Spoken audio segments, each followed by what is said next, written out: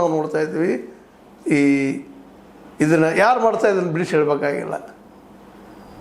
ಮೋದಿ ಅವ್ರ ಬೆಂಬಲಿಗರು ಮಾಡ್ತಾ ಇದ್ದಾರೆ ಇದನ್ನು. ಇದು ತಪ್ಪು. ಇದು ನಾಳೆ ನಿಮ್ಮ ಮಕ್ಕಳಿಗೆ ಬರ್ಬೋದು ಈ ಪರಿಸ್ಥಿತಿ.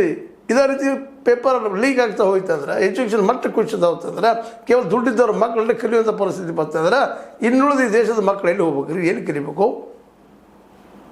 ಏನೇನೋ ಸ್ಟೇಟ್ಮೆಂಟ್ ಕೊಡ್ತೀವಿ ನಾವು, ಭಾಳ ಉದ್ದಾಗಿದ್ವಿ, ನಾವು ವಿಶ್ವದ ಮಟ್ಟಿಗೆ ಬೆಳೆದಿದ್ವಿ. ಎಲ್ಲಿ ಬೆಳೆದಿದ್ರಿ? ಒಂದು ಮಾನವೀಯತೆ ಬೇಕಲ್ರಿ. ಮಾನವೀಯತೆ ಎಲ್ಲದು ನಿಮ್ಮಲ್ಲ? ಅದೆಲ್ಲ ದೂರದ ಮಾತು ಮಾನವೀಯತೆ. ಅದು ಇದು ಅಟ್ಲೀಸ್ಟ್ ರೈತರ ಹೋರಾಟದಲ್ಲೂ ಇದೇ ಮಾಡಿದ್ರಿ, ಇದೇ ಕೆಲಸ ಮಾಡಿದ್ರಿ. ಕೊನೆಗೆ ಅನಿವಾರ್ಯವಾಗಿ ಅದನ್ನು ಹಿಂದೆ ತಗೊಂಡಿದ್ರಷ್ಟ ರದ್ದು ಮಾಡಿಲ್ಲ. ಇವೆಲ್ಲ ಏನು ತೋರಿಸೋದಪ್ಪ ಅಂದ್ರೆ ಈ ಮೋದಿಯವರ ಹಠಮಾರಿತನ. ಇದಕ್ಕೆ ಹಠಯೋಗಿ ಅನ್ನೋದಿಲ್ಲ, ಹಠಮಾರಿತನ ಅಂತಾರೆ.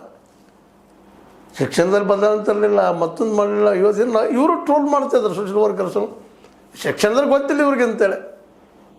ಇದು ಆರೋಪ ಪ್ರತ್ಯಾರೋಪದ ಮುಗಿಯುವಂಥದ್ದಲ್ಲ, ಬರೀ ಆರೋಪ ಪ್ರತ್ಯಾರೋಪ ಅಲ್ಲ. ಒಬ್ಬ ವ್ಯಕ್ತಿ ಇಡೀ ನಮ್ಮ ದೇಶದ ಶಿಕ್ಷಣ ವ್ಯವಸ್ಥೆ ಬದಲು ಮಾಡಬೇಕು ಅನ್ನುವಂಥ ವಿಚಾರವಂತ ವಿಜ್ಞಾನಿ ಇವತ್ತಿನ 18, 10, 20 ಮಕ್ಕಳು ಸೂಸೈಡ್ ಮಾಡ್ಕೊಂಡಿದ್ದಾರೆ. ಅವ್ರ ಪರವಾಗಿ ಇವತ್ತು ಇಲ್ಲ ಅಟ್ಲೀಸ್ಟ್ ಅವ್ರು ರಾಜೀನಾಮೆ ಕೊಡಿಸಂತ ಕೇಳ್ತಾರೆ. ಮತ್ತೆ ಕೇಳ್ತಾ ಇಲ್ಲ. ರಾಜೀನಾಮೆ ಕೊಡಿಸ್ರಿ.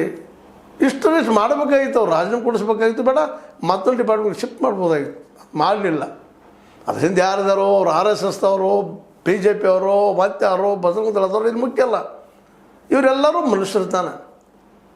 ಹಿಂದುತ್ವ ಯಾವಾಗ ಬರೋದು? ಮನುಷ್ಯ ಇದ್ದಾಗ. ಮನುಷ್ಯ ಇದ್ದಾಗ ಹಿಂದುತ್ವ ಬರೋದಿಲ್ಲ. ಇಲ್ಲಿ ಮನುಷ್ಯತ್ವ ಇಲ್ಲಂದಾಗ ಏನು ಮಾಡಲಿಕ್ಕೆ ಸಾಧ್ಯದ? ಅದಕ್ಕೆ ಇವತ್ತು ಸ್ವತಃ ಹೈಕೋರ್ಟ್ ಇದು ಡೈರೆಕ್ಷನ್ ಮಾಡ್ತಾಯಿದೆ. ಏನಪ್ಪ ಅಂತಂದ್ರೆ ಹೇಳ್ತಾ ಇದ್ದಾವೆ ತಮ್ಮ ಅಪ್ಲಿಕೇಶನ್ ಹೇಳಿದ್ದಾರೆ ರಾಕೇಶ್ ಕುಮಾರ್ ಅವರು. ದೇಶದ ಅಂತಃಕರಣ ಸತ್ತು ಹೋಗಿದೆ ಎಂದು ಜನ ಮಾತನಾಡಿಕೊಳ್ಳುತ್ತಿದ್ದಾರೆ. ಆದರೆ ನ್ಯಾಯಾಲಯಗಳ ಅಂತಃಕರಣ ಸತ್ತು ಹೋಗಿಲ್ಲ ಎಂದು ನಮ್ಮ ನಂಬಿಕೆ. ಅದಕ್ಕೆ ಇವತ್ತು ಕೋರ್ಟು ಸಹಿತ ಡೈರೆಕ್ಷನ್ ಮಾಡ್ತಾಯಿದೆ. ಕೇಂದ್ರ ಮತ್ತು ದಿಲ್ಲಿ ಸರ್ಕಾರಗಳಿಗೆ ಮಾಡ್ಯದ, ನೀವು ಹೋಗಿರಪ್ಪ ಅವ್ರನ್ನ ಕಡೆಗೆ ಅಟ್ಲೀಸ್ಟ್ ಒತ್ತಾಯಿಂದಾದರೂ ಊಟ ಮಾಡಿಸ್ರಿ. ಏನು ಮಾಡಿಸ್ರಿ? ಅವರಿಗೆ ಸಲಾಯಿನ್ ಕೊಡಿಸ್ರಿ, ಗ್ಲೂಕೋಸ್ ಕೊಡಿಸ್ರಿ, ಉಳಿಸ್ರಿ ಅವ್ರನ್ನ ಅಂತ ಮಾತು